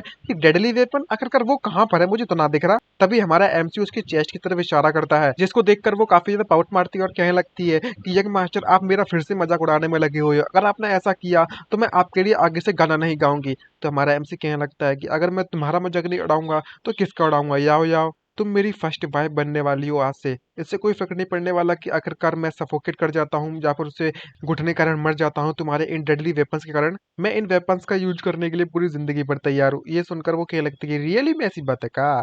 तभी हमारा हमसे कहता है ऑफ कोर्स ये बात सच है, मैं ये क्यों, मैं एक मैन हूँ जो कि मैं अपने वर्ड जो भी कहता हूँ वो मैं करके दिखाता हूँ और जो नहीं कहता हूँ वो तो मैं डेफिनेटली करके दिखाता हूँ। तो या कहती है कि मैं तो बस एक मेड हूँ, मैं यंग मास्टर की वाइफ बनने के लायक बिल्कुल भी काबिल नहीं हूँ। तो एमसी कहता है कि तुम बहुत ज्यादा सिली हो, किसने कहा था कि तुम एक मेड हो, तुम मेरी फ्यूचर फर्स्ट वाइफ हो और सारे के सारे जो प्रॉमिस मैंने तुमसे किए थे वो मैं तुमसे निभाऊंगा। और जितनी भी मेरे पास जो फियांसे मेरे बाप ने आई मीन मेरे पापा ने सेट कर रखी हुई थी वो सारे के सारे सेकंड नंबर पर आएंगी, फर्स्ट नंबर तो भाई तुम ही रहोगी। याओ मेरे साथ कम से कम 18 सालों से मौजूद है और हर दिन मेरे लिए वह गाना गाती है जो कि बुक ऑफ हेवन से बनी हुई है। और ऐसा करने के कारण मेरी सील की जो लेवल है वो ऑलमोस्ट टूटने वाला है और वह समय आ चुका है जब वो सील को तोड़ने के लिए सिर्फ और सिर्फ 98 पॉइंट्स की जरूरत है। तो मुझे लगता है कि इस सील को टूटने में ज्यादा समय नहीं बचा और इस पास्ट 18 ईयर्स के दौरान मैंने सिर्फ और सिर्फ फर्स्ट सील के तोड़ने का इंतजार ही नहीं किया है, बल्कि मैं यहाँ पर एक विलो स्प्लिट को भी प्लांट कर दिया है आसपास और एक बहुत ही ज्यादा powerful golden winged divine bird को भी हैच कर कर रखा गया है। उसकी जो ब्लड लाइन है वो हाउलिंग हेवनली वुल्फ की है। ये दूसरा बंदा है जो कि यहाँ पर मैं उसे पालने में लगा हुआ हूँ और ये बंदा कोई छोटा मोटा नहीं, मेरे किसी डॉगी जैसा और काफी पावरफुल भी है ये डॉगी। इसी के साथ साथ ये ट्रांसफॉर्म हो सकता है एक डेमी ह्यूमन में। तभी डॉगी एमसी के पास आकर कहने लगता है कि मास्टर मेरे पास एक अर्जेंट रिपोर्ट है, मैं इसके बारे में बताना चाहता हूँ। आपके जो फादर है वो डीमन किंग के ब्लड को हासिल करने के लिए उसको ढूंढने के लिए निकल चुके हैं ताकि आपकी वीन्स को वे ओपन कर सके। ये सुनकर वो थोड़ा सरप्राइज होता है और कहने लगता है कि मेरे जो फादर है वो वाकई में कितने ज्यादा जबरदस्त है, प्रेसिस्टेंट है, मानना तो पड़ेगा।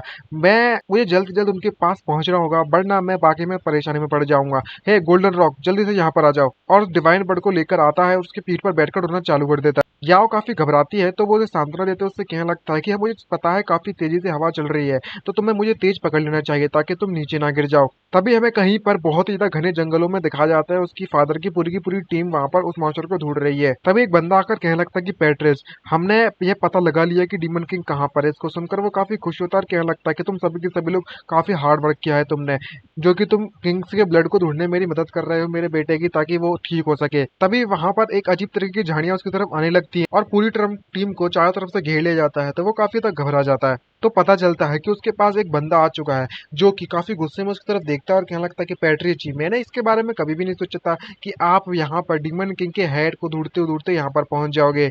बट अनफॉर्चुनेटली जो डीमन किंग है वो सिर्फ और सिर्फ मेरा प्रे है, वो मेरा शिकार है। और ये बंदा कुंचिंग स्वॉर्ड सेट का लियू फेंग है और दूसरा बड़ा बंदा कुंचिंग स्वॉर्ड सेट का एल्डर डेडवुड है। और वो डेडवुड उस पर अटैक करता है और कहने लगता है कि तुम्हें तो मरना ही होगा, जिससे कि एमसी की पापा की हालत बहुत ज्यादा खराब हो जाती है, उसके मुंह से खून निकल पड़ता है और जब वो जोर से चिल्लाता है तो हमारे एमसी को यहाँ पर कुछ ठीक नहीं लगता और वो इस सीन को देखकर बहुत ही ज्यादा गुस्से में भड़क जाता है और कहने लगता है कि इतनी ज्यादा हिम्मत आ चुकी है किसी की, उसने मेरे फादर को बुली किया, चलो चलते हैं हाउ जी, अब फुल स्पीड में चलो।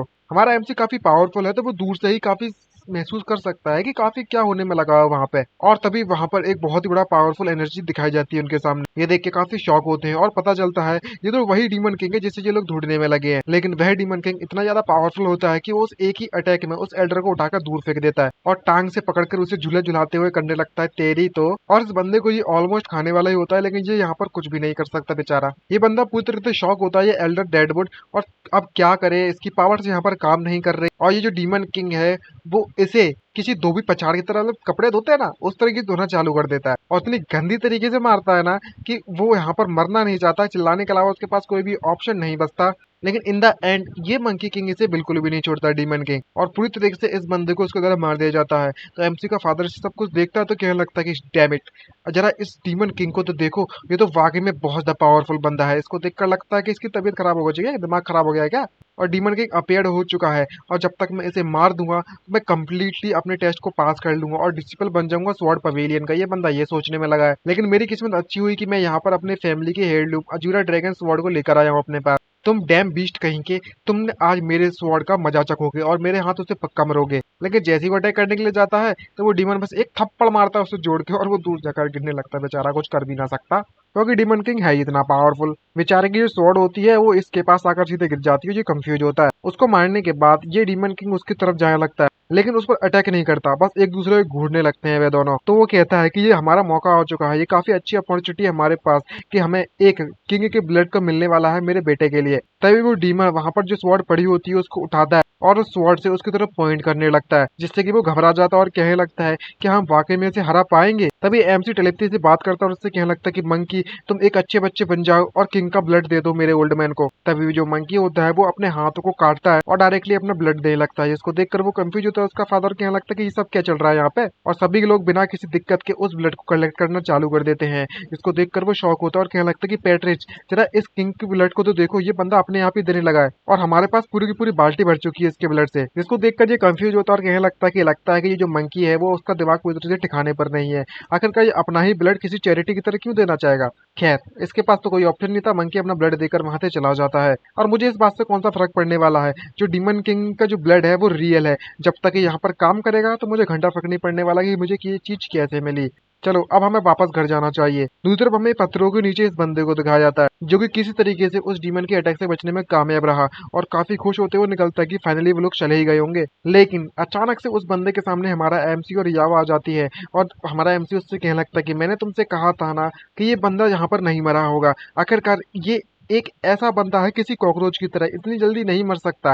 आखिरकार इसकी जो कल्टीवेशन है वो प्रैक्टिस करता है वुड एट्रीब्यूट को। ये एक ऐसी टेक्निक है जिसे इस्तेमाल कर इतनी आसानी से नहीं मर सकते लोग। जिसको सुनकर वो कहती है यंग मास्टर आप तो वाकई में बहुत ज्यादा स्मार्ट हो। ये बढ़ऊ देखकर काफी भड़क जाता है और कहने लगता है कि तेरी हिम्मत कैसी मुझे गुस्सा दिलाने की और मेरा मजाक उड़ाने की, तुम मरना चाहते हो मेरे हाथों से। जैसे वो एमसी पर अटैक करता है तो वो काफी घबरा जाते हैं और कहने लगता है कि यंग मास्टर जरा देखिए तो ये ऊपर अटैक कर रहा है। लेकिन एमसी को घंटा फर्क नहीं पड़ता और कहता है कि तुम बस एक लिटिल ट्रिक कर रहे हो, और अपनी पावर्स को एक्टिवेट करता है और एक ही झटके में उसकी पूरी की पूरी वुड को तोड़ तोड़ कर रख देता है। लेकिन ये बड़ू समझ नहीं पा रहा होता कि आखिरकार ये सब क्या चल रहा है, अचानक से ये इतना पावरफुल कैसे बन गया और यहाँ पर ये सब क्या चलने में लगा हुआ है। और यहीं पर उसका एंड होता है और जैसे ही वो एल्डर वहां पर मरता है तो एक टोकन उसके पास आकर गिरता है। एमसी उस टोकन को उठाता है और पढ़ने लगता है और पता चलता है कि ये तो हेवनली गॉड टेम्पल का टोकन है ना, और एक और पालतू कुत्ता आ चुका है उस हेवनली गॉड टेम्पल का। इसका मैं क्या करूं। तभी जाओ कहती यंग मास्टर ये काफी लेट होता जा रहा है, अब हमें घर पर वापस जल्दी चल जाना चाहिए।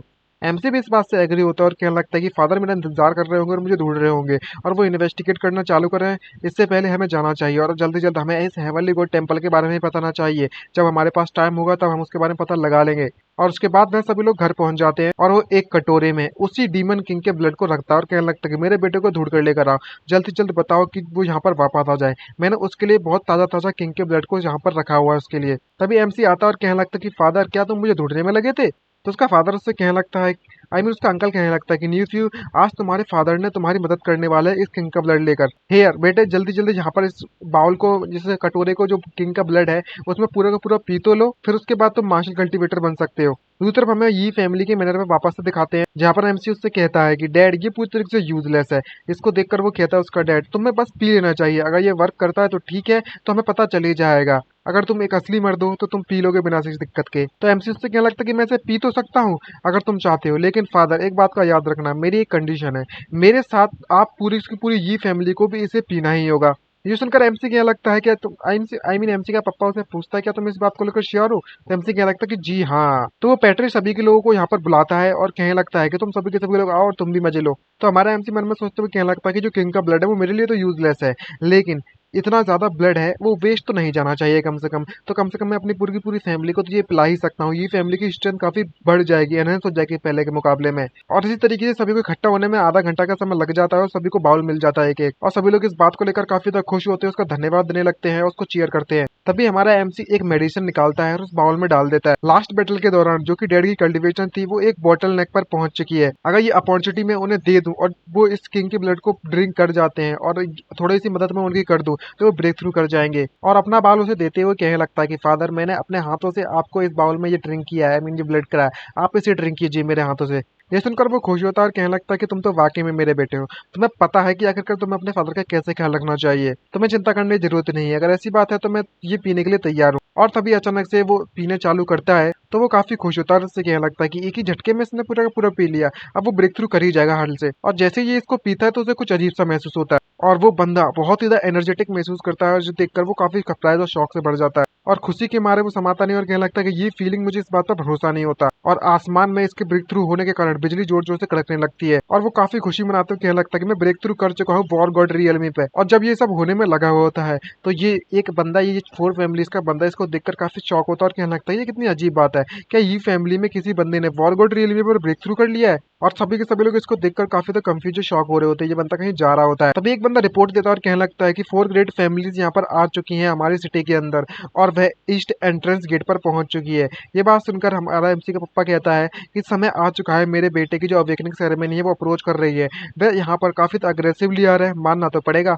तभी हमारा एमसी इसका हाथ पकड़ता है और कहने लगता है कि हमें चलना चाहिए। तो याओ कहती है कि यंग, आखिरकार आप मुझे कहाँ पर लेकर जा रहे हो। तो वो कहने लगता है कि ईस्टर्न एंट्रेंस सिटी पर, आई मीन सिटी के ईस्टर्न गेट पर। ये सुनकर वो काफी शॉक होती है, उससे पूछने लगती है कि आखिरकार मैं वहां पर क्या करूंगी, हम आई मीन हम लोग वहां पर जाकर क्या कर लेंगे। तो एमसी क्या लगता है कि ज्यादा कुछ नहीं, मैं बस अपनी वाइफ्स को चेक करने के लिए जा रहा हूँ कौन कौन है। और फाइनली हमारा एमसी अपनी छत से वहां पर देखने लगता है सभी के सभी लोगों को। उनमें से एक सोल्जर वहां पर चिल्लाते हुए कहने लगता है कहाँ पर है सभी के सभी लोग, कोई भी हमारे यहाँ पर सेवा करने के लिए क्यों नहीं आया रिसीव करने के लिए। और भाई साहब ऐसे बोल रहे हैं अपने जाने कोई बॉस वगैरह हो चुके हो। ये काफी गुस्से में चिल्लाते हुए कहने लगता है कि जो ये जिंगफेंग है उसके ये सब करने का क्या मतलब है, उसकी हिम्मत कैसी हुई रॉयल प्रिंसेस को इस तरीके से इंतजार करवाने की। मैं एम्पर पर इसकी रिपोर्ट कर दूंगा और पूरी की पूरी फैमिली को एग्जीक्यूट करवा दूंगा। जब यहीं पर एक बुड्ढा गुजरने में लगा हुआ होता है अपनी लकड़ियों को लेकर, तो वो सोल्जर इतना हरामी होता है, जब वो लॉर्ड को गालियां देता है तो वो वहां के आसपास के लोग उसको सहन नहीं कर पाते और कहने लगता है कि तुम बास्टर्ड कहीं के, तेरी हिम्मत कैसी है हमारे लॉर्ड का नाम इस तरीके से लेने की। लेकिन ये सोल्जर को ये बात पसंद नहीं आती तो वो सीधे जाकर उस पर अटैक करने लगता है। लेकिन हमारा एमसी बीच में इंटरवीन करता है और सीधे जाकर एक ही पत्थर से उसके अटैक को डिफ्लेक्ट कर देता है, जिसको देखकर ये सोल्जर पूरी तरह से कंफ्यूज होता है और समझ नहीं पा रहा होता क्या चल रहा है। तभी एंट्री होती है हमारे एमसी की और यहाँ पर या उस बड़ऊ को संभालती है। हमारा एमसी आता है और उससे कहने लगता है ओए ओए ओए, आखिरकार तुम्हारा ये सब करने का इरादा क्या है। तभी पीछे से सोल्जर आकर कहने लगता है कि हे बच्चे, तुम्हारी हिम्मत कैसी है हमारे जनरल को छूने की। तो एमसी कहने लगता है कि तुम अपना मुंह बंद कर ले, नहीं तो तेरी की तेरी ऐसी की तैसी मार दूंगा, तेरी बोटी बोटी करे कुत्ते को खिला दूंगा, ठीक है। इस बात को सुनकर इसे काफी ज्यादा गुस्सा आती है और वो काफी भड़क पड़ता है और अपने गुस्से कंट्रोल ना कर पाते हुए सीधे एमसी पर अटैक कर बैठता है। या उसको देखकर घबरा जाते हैं और कहने लगते हैं कि यंग मास्टर जरा देखिए तो इस बड़े भाई ने आप पर अटैक कर दिया है। लेकिन हमारा एमसी को इन सब छोटी मोटी बातों से फर्क नहीं पड़ता, उसके हाथों में पत्थर मौजूद थे, अपने पत्थर को सीधे थ्रू कर देता है उस बंदे के हाथों के पास, जिससे कि वो सीधे टच करता है उसके बगल से और निकल जाता है फुश करके, और उस बंदे को काफी चोट लग जाती है और वो वहीं पर गिर जाता है। और हमारा एमसी उसको पैरों से कुचलते हुए कहने लगता है कि तेरी हिम्मत कैसी हुई और यहाँ पर चिल्लाने की कि हमारी ये फैमिली को तुम एग्जीक्यूट करोगे, अजी घंटा। और यह वो प्राइज है जो तुम यहाँ पर भुगतनी पड़ेगी, यहाँ पर इस तरीके से चिल्लाने के कुत्ते की तरह। तभी वहां पर जो सेडन आने में लगी हुई थी गड्डी, ओल्ड ओल्ड जमाने की, रॉल्स रॉयस कह सकते हैं ओल्ड जमाने की, वहां पर उनमें से कोई चिल्लाता है और कहने लगता है कि तुम क्रिपल ट्रेस कहेंगे, ऐसा करने की तेरी हिम्मत कैसी है मेरे सोल्जर्स के साथ। और यही तभी हमें यहाँ पर 4 लड़कियों को दिखा जाता है और इन चारों के नाम कुछ इस तरीके से, यूए फैमिली की यूए डिंग डिंग, वो फैमिली की यूए क्वाइन क्वाइन, और ली फैमिली की यू वेई वेई, और इंपीरियल फैमिली की डोंग फैंग पिंग। और वो कहती है प्रिंसेस चिल्लाते हुए इंपीरियल फैमिली की, ये फैमिली है वो वाकई में बहुत ज्यादा बोल्ड हो चुकी है, तुम्हें ये पता भी नहीं है कि ये प्रिंसेस यहाँ पर आ चुकी है। जा और अपनी ये फैमिली को जाकर बताओ कि वो अपने घुटनों के बाद आकर मेरे सामने टिक जाए और जो सिटी लर्ड जी जी फेंग है वो अपनी पोजीशन को अभी के अभी डिसमिस कर दे, वरना तेरी ऐसी कैसे ऐसी मार दूंगा। भाई साहब एक प्रिंसेस को देखो तो चने के झाड़ पर चढ़ा बैठी है कतई। याओ को ये बात पसंद नहीं आती तो वो कहने लगती है कि जरा इस ग्रांड प्रिंसेस को तो देखो, तुम्हें पता भी है कि आखिरकार तुम किसके इलाके में खड़ी होकर यहाँ पर इस तरीके से चिल्ला रही हो किसी कुत्ते की तरह। इसको देखकर प्रिंसेस चिल्लाती है कि आखिरकार ये बार्किंग मतलब भौंकता हुआ कुत्ता कहाँ से आ गया। जाओ और जरा इस बिच को जरा सबक तो सिखा दो ना इसको। तभी एक सोल्जर याओ के पास जाता है और उससे कहने लगता है कि जैसी आपकी इच्छा प्रिंसेस। एमसी को ये बात पसंद नहीं आती और गुस्से में उसको अपनी टायरेंट आइस टेक्निक का इस्तेमाल करता है और वो सोल्जर जो कि बहुत ज्यादा शाणा बन रहा था उसके मुंह से खून निकल पड़ता है और वहीं पर बेहोश होकर गिर जाता है, जिसको देखकर ये कंफ्यूज हो जाती है और कहने लगती है कि तुम ये सब क्या कर रहे हो, तुम सभी के सभी लोग कचड़े हो कचड़े, तुम एक बंदे को तक को नहीं संभाल सकते। तभी एमसी कहता है कि हे तुम इतनी ज्यादा क्यों भड़क रही हो, तुम सभी के सभी लोग मेरी फियांसे जो हो। चलो देखते हैं कि आखिरकार तुम कितनी ज्यादा क्यूट हो, कितनी ज्यादा सेक्सी हो। तुम्हारे पास काफी ज्यादा अच्छी बॉडी है, नाइस कर्व्स हैं और तुम एक बहुत ही बड़े चबी बच्चे को जन्म देने के लिए काबिल हो और काफी प्रिटी हो तुम सभी की सभी। और एक से ज्यादा एक से एक बढ़कर हो, मानना तो पड़ेगा। जब हमारा एमसी फ्लर्ट करता है उन सभी के साथ तो वो चिल्लाती है प्रिंसेस तुम एक नंबर के, क्या बोलूं, गालियां तो नहीं दे सकता ना। तभी उनमें से एक लड़की चिल्लाती है और उससे कहने लगती है लिटिल ब्रदर आखिरकार तुम कौन हो। तभी हमारा एमसी अपना इंट्रोड्यूस करवाता है और उससे कहने लगता है कि मेरा नाम ये इम्तिहान है और ये जो दिख रहा है ना हेवन का पिलर, तुम्हारा फियांसे जो कि फ्यूचर में तुम सभी जिसकी वाइफ बनने वाली हो, मैं वो बंदा हूँ। ये बात सुनकर वो सभी शॉक हो जाते हैं और वो प्रिंसेस जोर से चिल्लाती है और उससे कहने लगती है कि तेरी हिम्मत कैसी मुझे इस तरीके से गुस्सा दिलाने की, मेरा मजाक उड़ाने की, तुम कहीं के गार्ड्स जल्दी जाओ इस कुत्ते को सबक सिखा दो। तभी सभी के सभी गार्ड्स हमारे एमसी को घेरने के लिए चारों तरफ से रेडी हो जाते हैं, लेकिन एमसी को काफी मजा आता है और कहने लगता है कि तुम्हारा टेम्पर मुझे पसंद आया है। तो याया कहती है कि ये तुम्हें मारना चाहती है और तुम यहाँ पर उसकी तारीफ कर रहे हो उसके टेम्पर की। तो एमसी कहता है कि खैर अगर देखा जाए तो सभी के सभी जो प्रिंसेस है वो कम से नहीं तो ज्यादा थोड़ी बहुत तो एरोगेंट होती हैं, उनके औकात के हिसाब से पता चलता है भाई। और यही चीज तो जिंदगी को और ज्यादा मजेदार बनाती है। लगता है कि अब समय आ चुका है इस नोटी गर्ल को सबक सिखाने का और भाई साहब उसे पीछे से मारना चालू कर देता है। अगर ये वाकई में अपने सबक को नहीं सीखती है तो मैं इसको पिछवाड़े को जोर जोर से मारना जारी रखूंगा। ये ऐसी बात है सुनने के बाद प्रिंसेस को काफी गुस्सा आती है और वो अपने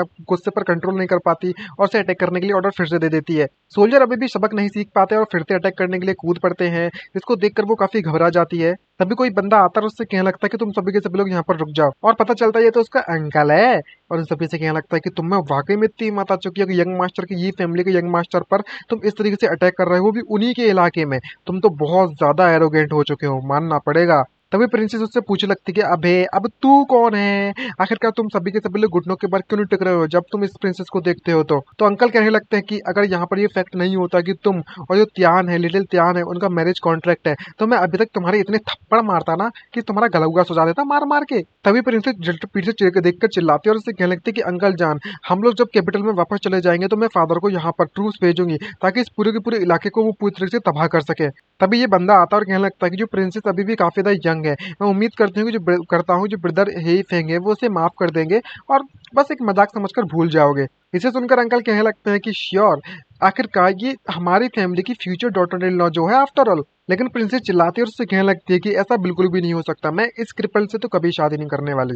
जिस देखकर इसे गुस्सा आती है अंकल को और कहने लगता है तेरी तो, अगर तूने एक और बार ऐसा शब्द कहा ट्रिपल के बारे में मेरे यंग मास्टर को तो मैं तेरे को यहीं जिंदा गाड़ दूंगा, समझ में आया। लेकिन ये प्रिंसेस इतनी भड़की हुई होती है कि वो रुकती नहीं है और बार बार कहने पड़ती है क्रिपल क्रिपल क्रिपल, क्या ही बिगाड़ लोगे लंगड़ा लूड़ा कहीं का, नल्ला है साला, किसी काम का नहीं है और मैं इसे बार बार बुलाते रहेंगी, तुम क्या ही कर लोगे मेरा। अंकल और नहीं झेल पाते और वो अपने गुस्से पर कंट्रोल कर ही कर पाते और सीधे जाकर उस प्रिंसेस के थप्पड़ मारते एक जोर से, पाट से हेडशॉट। इसको देखकर भाई यंग मास्टर और या दोनों ही पूरी तरीके से शॉक और फाइनली एक ही थप्पड़ में वो प्रिंसेस पूरी तरीके से शांत हो जाती है और वो अंकल पूछने लगता है कि अब बता तुझे अब क्या कहना है। ये देखकर वो काफी और गुस्से में आ जाती है और उसे गाली देने लगती है और कहने लगता है कि मेरे फादर ने भी कभी मुझे हिट ना किया मेरी जिंदगी में, तो तेरी हिम्मत कैसी मुझे इस तरीके से हिट करने की, सभी के सभी इंपीरियल गार्ड्स मेरे ऑर्डर्स को मानो और उसे मार दो। अब लेकिन इतनी फटी पड़ी होती है उनकी, वो आखिरकार इतने पावरफुल बंदे को मारे तो मारे कैसे। तभी ये बंदा कहता है कि ये है फेंग, तेरी हिम्मत कैसी हुई प्रिंसेस को हिट करने की। तो अंकल जी कहते हैं कि इसकी इतनी हिम्मत कैसे कोई हमारी ये फैमिली के यंग मास्टर को क्रिपल कहने की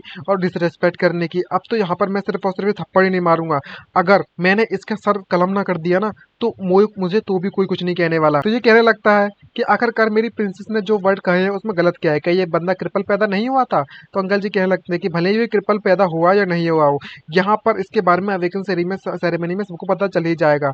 अगर ये क्रिपल पैदा होता भी है तो यहाँ पर तुम्हारी अभी इतनी औकात नहीं है कि तुम यहाँ पर आकर कुछ भी कहोगे। अब अंकल के पास कुछ भी कहने के लिए नहीं बचता तो वो सीधे जाकर अंदर चले जाते हैं और कहने लगते हैं कि शहर भूल जाओ, हमें अंदर जाना चाहिए। इसको देखकर प्रिंसेस कुछ भी नहीं कर पाती और उससे कहने लगते हैं अंकल जान, आखिरकार आप यहाँ पर कुछ भी क्यों नहीं कर रहे हो। तो अंकल उसे ऐसे शांत करते हैं और उससे कहने लगते हैं कि इस बात की किस बात की जल्द पड़ी हुई है, एक बार जो अवेकनिंग सेरेमनी है वो खत्म होने दो, हमारे पास कई सारे चांस होंगे उन सभी को निपटाने के। ऐसी हरकतें देखकर सभी के सभी लोग गुस्सा करने लगते हैं आसपास की जनता, और कहने लगते हैं कि इन सेमलेस बंदे को तो देखो। और हमारा एमसी उसको देखकर कहने लगता है कि जी काफी ज्यादा स्पुटफुल है, गंदे वर्ड का इस्तेमाल करती है, लेकिन एरोगेंट है और ओबियर बेरिंग है, मानना तो पड़ेगा। लेकिन अगर मैं इसे थोड़ा बहुत ट्रेन कर देता हूँ तो ये वाकई में परफेक्ट परफेक्ट अडल्ट लूली बन जाएगी।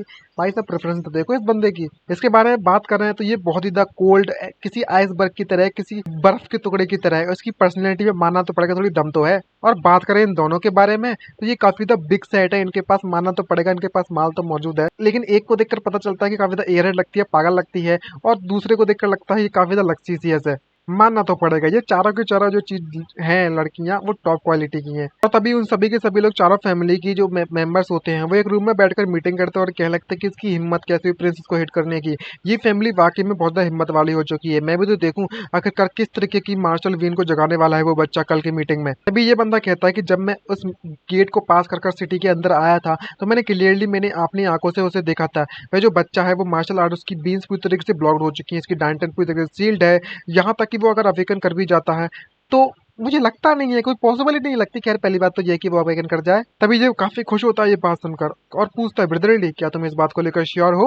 और काफी खुश होता है। ऑफ कोर्स मेरी जो आइज है वो कभी भी गलत नहीं देखती। जब तक ये अवेकनिंग सेरेमनी है वो फेल हो जाएगी तो हमारे पास एक रीजन होगा जिससे कि हम उस मैरिज को ऑन द स्पॉट कैंसिल कर सके। और फिर देखते हैं कि आखिरकार जो ये जी फिंग है वो कैसे अपनी इस पोजीशन को बचा कर रखेगा। जहाँ पर ये टकलू काफी खुश होता है और कहने लगता है कि शैडो स्क्वाड ऑलरेडी इन्फिल्ट्रेट कर चुकी है, इस सिटी के अंदर घुस चुकी है।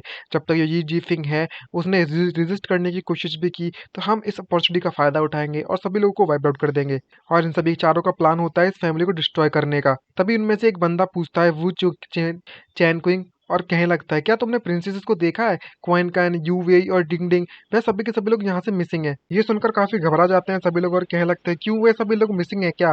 तो वो कहने लगते हैं कि ऐसा पॉसिबल हो सकता है कि ये फैमिली के पीपल ऐसा कर सकते हैं। तो वो कहता है कि ऐसा नहीं हो सकता, मुझे नहीं लगता कि ऐसा कुछ होगा। आखिरकार ये फैमिली का इलाका है, ये जी फिंग है, वो यहाँ पर मुझे नहीं लगता कुछ ऐसा करना भी चाहेगा। अगर वो करना भी चाहता तो वो कभी भी चुपकर अटैक नहीं करेगा। तो आखिरकार वे सभी के सभी लोग गए तो गए कहाँ पर। तभी हमें ईस्टर्न कोर्टयार्ड पर दिखाया जाता है ये फैमिली के, जहाँ पर हमारा एमसी आराम कर रहा होता है और कहने लगता है, और वहाँ पर जो टाव है उसके बारे में बात कर रहा होता है, उसकी मंत्र के बारे में पढ़ रहा होता है, उसे सुन रहा होता है। इसकी सील एक करके माइनस हो रही होती है। इसकी जो सील पॉइंट्स है वो 98 में से एक और पॉइंट गायब हो जाती है, तो उसके पास ज्यादा पॉइंट नहीं बचे होते, मतलब ज्यादा समय नहीं बचा होता सील को अनलॉक होने के लिए। और कहता है याओ याओ वाकई में हार्ड वर्क करती है, मानना तो पड़ेगा। ये सुनकर वो कंफ्यूज होते हैं, उससे कहने लगते हैं यंग मास्टर आप फिर से हंसने में लगे हुए हो, कल आपकी अवेकनिंग डे है, आखिरकार हमें क्या करना चाहिए। अगर आप अवेकन नहीं करते हो तो वे सभी डेफिनेटली आपकी मैरिज को कैंसिल कर देंगे। तो एमसी क्या लगता है कि आखिरकार हमें करना क्या चाहिए इस वक्त, तुम ही बता दो। अगर वाकई में उन्होंने अपनी मैरिज को कैंसिल कर दिया तो इसका मतलब ये हुआ कि सिर्फ और सिर्फ हम दोनों ही एक दूसरे के साथ शादी करेंगे। ये सुनकर वो और भी ज्यादा सरप्राइज हो जाती है, लाल पड़ जाती है, और ये दोनों काफी ज्यादा रोमांस में अपनी जिंदगी गुजार रहे होते हैं। तो एमसी कहता है कि हम लोग यहाँ पर एक बेबी कर सकते हैं, फिर उसके बाद एक और बेबी, उसके बाद एक और भाई टीम खड़ी करेगा क्या वो? इसको देखकर वो शर्मा जाती है और कहने लगती है यंग मास्टर तुम तो वाकई में पूरी तरीके से अनोइंग हो बहुत ज्यादा। तभी एक बंदा आता है, उससे कहने लगता है कि यंग मास्टर कोई आपको ढूंढने में लगा हुआ है डोर की तरफ।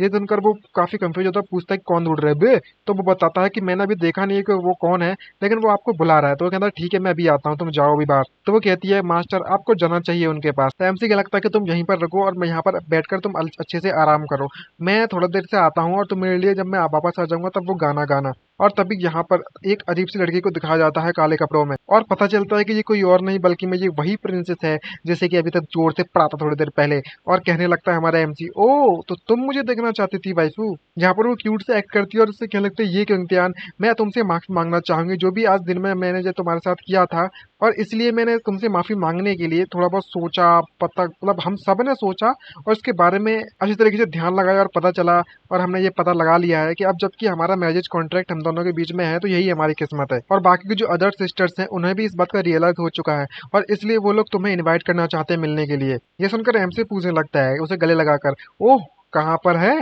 तो वो बताती है कि एक इस हिल के पीछे की साइड में तुम लोगों को बुलाया हुआ है उन सभी लोगों ने। लेकिन यार इसको देखकर थोड़ा डाउट तो मुझे हो रहा है, कुछ ना कुछ तो कांड जरूर करेगी। और उससे कहने लगते हैं कि अगर तुम वाकई में हमारे साथ से शांति से रहना चाहते हो तो मैं उम्मीद करती हूँ कि तुम हमारे साथ चलोगे। और हमारा एमसी इस बात से एग्री भी हो जाता है और उससे कहने लगता है कि आखिरकार मैं अपनी वाइफ की इच्छा को पूरा ना करूँ, मैं ऐसा बंद तो बिल्कुल भी नहीं हूँ। कम ऑन, अब हमें वहां से चलना चाहिए। और चिपटते हुए बिल्कुल चले जाते हैं दोनों के दोनों। तभी वह एक पहाड़ी के पास पहुंच जाते हैं और वो कहने लगते हैं कि ओह फाइनली माय डियर, तुम यहाँ पर आ चुकी हो, हम तुम्हारा इंतजार करने में लगे हुए थे काफी समय से। जहाँ पर वो उसे आगे बुलाते हैं उससे कहने लगती है कम ऑन, आखिरकार तुम वहां पर खड़े खड़े क्या करने में लगी हुई हो। और चारों तरफ से हमारे एमसी के शरीर से ऐसे चिपक जाते हैं जैसे कि अब मैं क्या बोलूं यार।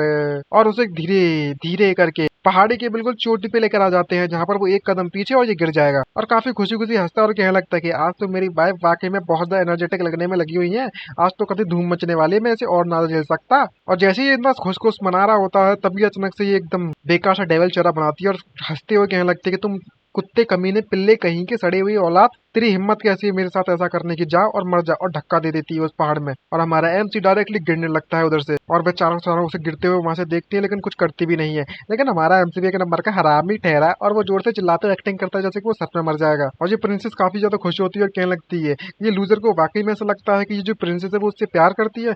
हाँ, कभी इसके बारे में सोचना भी नहीं कि ये प्रिंसेस मर जाएगी लेकिन तुमसे कभी शादी नहीं करेगी। तभी दूसरी लड़की उससे पूछती है हे प्रिंसेस, आप हमने जो सब किया है वो क्या सब ठीक है, अगर किसी को पता चल गया तो वो कहने लगते हैं कि यहाँ पर कोई भी नहीं है, ऐसा कुछ भी नहीं है कि पता चल जाएगा, कोई भी कुछ भी कहेगा और वैसे भी कोई फर्क नहीं पड़ने वाला, अगर ये वैसे भी जी मारा जा चुका है। इसको देखकर वो घबराती है और कहने लगती है कि ये प्लेस तो वाकई में बहुत ज्यादा हाई है, मुझे लगता है कि लिटिल ब्रदर है वो वाकई में मारे गए होंगे नीचे जाकर। भाई कितने हरामे ना ये लोग ना, अब मैं क्या ही बोलूं इतने हरामे लोगों को। दूसरी तरफ हमारे एमसी को दिखाया जाता है जो कि कभी चिल मार के पेड़ पर आराम से बैठा हुआ है और कह रहा होता है सुबह के टाइम पर मेरी वाइफ्स कितनी ज्यादा बोरिंग है, उन्हें वाकई में ऐसा लगा कि वो लोग मुझे मारने की प्लानिंग करेंगे और मैं इस तरीके से मर जाऊंगा। मैं जल्द से जल्द वापस जाऊंगा और उन सभी को बढ़िया सा सबक सिखाने वाला हूँ अब तो। और अब मॉर्निंग हो चुकी है तो अब निकलने का भी समय हो चुका है और थालियां बजाता है और तभी उसकी शेडो से वो डॉग बाहर आता है और कहने लगता है कि मास्टर हमने उन लोकेशन का पता लगा लिया है जहाँ पर जो शेडो स्क्वाड है 4 फैमिलीज की बैठ के आराम करने में लगी हुई है। तो हमसे पूछता है कि वहाँ पर कितने लोग हैं, वो डिटेल में बताता है कि 438 लोगों ने वहाँ पर कब्जा कर कर रखा हुआ है और वे लोग इंतजार कर रहे हैं कि इस तरीके से ये फैमिली को स्लगडर कर कर पूरी तरीके से मार सके वो लोग। और अब हमारे एमजी के पास कोई भी चारा नहीं बचता तो वो कहने लगता है कि अब प्लान के हिसाब से हम लोग आगे बढ़ेंगे और फटाक से वो डॉग उसकी आज्ञा को मानने के लिए निकल पड़ता है और कहने लगता है अब तो भाई समय आ चुका है प्लान को एग्जीक्यूट करने का। जहाँ पर एमसी को याओ की आवाज सुनाई देती है तो वो कहने लगता है कि ओह ये मुझे ढूंढते ढूंढते यहाँ पर आ चुकी है और काफी देर रोती हुई दिख रही होती है और कह रही होती है कि यंग मास्टर ने मुझसे कहा था कि ये इससे विलो के पेड़ के पास मिलेंगे। लॉर्ड विलो, क्या तुम मुझे बता सकते हो मेरी यंग मास्टर कहाँ पर है, मेरी मदद कर दो, ये मेरी गलती थी, मुझे उसके साथ जाना चाहिए था। तभी हमारा एमसी उसके पास आकर कहने लगता है कि सिली गर्ल आखिरकार तुम इतनी ज्यादा क्यों रोने में लगी हुई हो, मैं मर थोड़ी गया हूँ। ये बात सुनकर वो काफी खुश हो जाती है कि उसका यंग मास्टर का पूरी तरीके से सुरक्षित है। मास्टर ये काफी ज्यादा अच्छा हुआ कि तुम्हें बिल्कुल भी चोट नहीं लगी। तभी वो डिवाइन बर्ड को अपने पास बुलाता है और उससे कहने लगता है कि ठीक है बहुत हो गया, अब हमें समय आ चुका है कि वापस जाने का, वैसे भी अवेकनिंग सेरेमनी का समय आ चुका है। और तभी वो रोते हुए कहने लगती है कि मैं कभी भी यंग मास्टर से अब सेपरेट नहीं होने वाली। और फाइनली हमें उस वेन्यू का सीन दिखाया जाता है जहां पर वो अवेकनिंग सेरेमनी होने वाली है, होल्ड रहने वाली है। वो उससे उसका अंकल पूछता है प्रिंसेस से कि आखिरकार लास्ट नाइट को तुम कहाँ पर गई थी, ये फैमिली ने तुम्हारे साथ कुछ भी उल्टा सीधा तो नहीं किया। तो वो कहने लगती है कि मैं बस अपने सिस्टर के साथ नास्ट लाइट को घूमने के लिए बाहर की तरफ गई थी, आपको चिंता करने की जरूरत नहीं है। तो वो कहता है कि ठीक है अच्छा हुआ। तभी यहाँ पर अंकल जी उससे कहने लगते हैं हमारे एमसी के कि ब्रदर लास्ट नाइट को जो त्यान है वो डिसअपेयर हो चुका था, मैंने लोगों को उसे ढूंढने के लिए भेज दिया लेकिन किसी ने भी उसे ढूंढ नहीं पाया। ये सुनकर वो काफी शॉक होता है और सिर्फ गुस्से में आ जाता है और कहने लगता है कि जरूर ही किसी न किसी ने उसके साथ कुछ किया है, उसे ढूंढना जारी रखो और इस पूरे के पूरे इलाके को घेरने के लिए लोगों को भेज देना, कोई भी यहाँ से जिंदा नहीं बचना चाहिए, आई मीन निकलना नहीं चाहिए। अगर मेरे बेटे कुछ भी हो गया तो कोई भी यहाँ से जिंदा ना निकल पाएगा।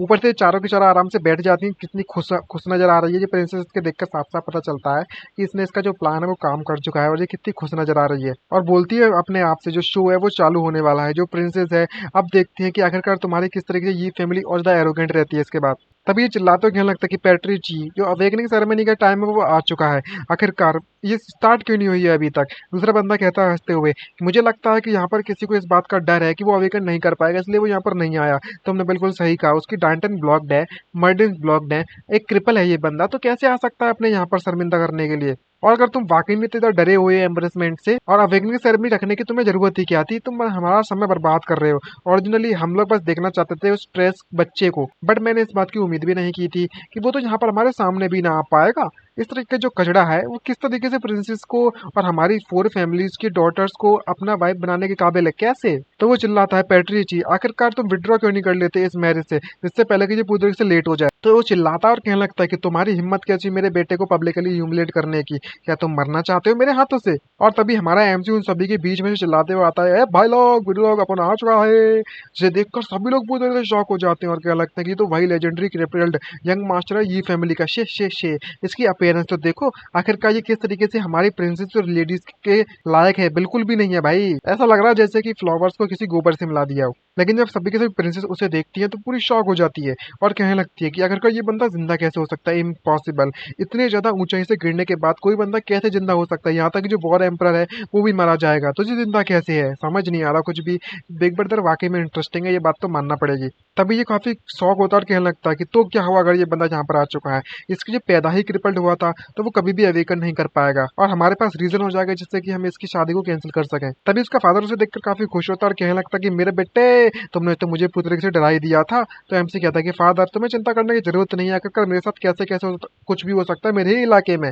लास्ट नाइट मैं बस एंजॉय करने के लिए गया था बाहर, नाइट व्यू को देखने के लिए। इसको देखकर उसका पिताजी काफी ज्यादा खुश होते हैं। दूसरी तरफ प्रिंसेस को समझ नहीं पा रहा होता कि आखिरकार ये बंदा करना क्या चाहता है, इसने सबको सच सच क्यों नहीं बताया है और ये इसके इरादे क्या है समझ नहीं पा रहा। तो पीछे से बंदा आता है और कहने लगता है 4 फैमिलीज के पैट्री चाहिए। अब जबकि हम लोग यहाँ पर आ चुके हैं, हमें स्टार्ट करना चाहिए। हम लोग काफी देर से इंतजार करने में लगे हुए हैं। यंग मास्टर जो ये फैमिली के, उन्हें अवेकन करना चाहिए कम से कम सुप्रीम ब्लड लाइन को। ये बात तो सच है, कम से कम जो हमारी वांग का ब्लड लाइन है उससे तो सुपीरियर होना ही चाहिए इनको। तभी एमसी को लगता है कि फादर अब हमें स्टार्ट कर देना चाहिए इस सेरेमनी को। उसका फादर कहता है कि ठीक है, अगर तुम इसमें कोई भी अवेकन नहीं करते मार्शल आर्ट्स ब्लड लाइन को तो हमें डिस्करेज होने की बिल्कुल भी जरूरत नहीं है। यहाँ पर मिलियंस ऑफ पास हैं जो कि इस मार्शल आर्ट्स कल्टीवेशन में, और यहाँ पर कई ऐसे रास्ते हैं जो कि तुम चुन सकते हो, जो भी तुम्हें ठीक लगे तुम वो कर सकते हो। तभी एमसी उससे कहने लगता है कि याओ क्या तुम मेरे लिए लास्ट टाइम वो गाना गा सकती हो? तो वो कहने लगती है ठीक है अभी गाती हूँ यंग मास्टर। और वो वापस से उस गाने को जैसी गाने लगती है, इसके जो पॉइंट्स हैं वो माइनस होने लगते हैं और हम फाइनली हमारे एमसी के जो स्टील के कुछ पॉइंट्स बचे थे वो पूरी तरह से जीरो हो जाते हैं और हमारे एमसी की जो स्टील है वो फाइनली यहाँ पर ब्रेक थ्रू कर जाती है और टूट जाती है। और पहली स्टील यहाँ पर इसकी टूटती है और उसे 18 साल लग गए स्टील को तोड़ने में। और हमारा एमसी भी इस बात से काफी इरिटेट था और अपने ब्लड निकालकर कहता है कि जो डैम हेवनली डाउ, तू बस इनमें इंतजार कर, तू ज्यादा समय तक मुझे रोक कर नहीं रख सकता, तेरा भी अंत आने वाला है। और जैसे ही वो अपने ब्लड को उस प्लेटफॉर्म पर गिराता है तो आसमान से बिजली जोर जोर से कड़कने लगती है।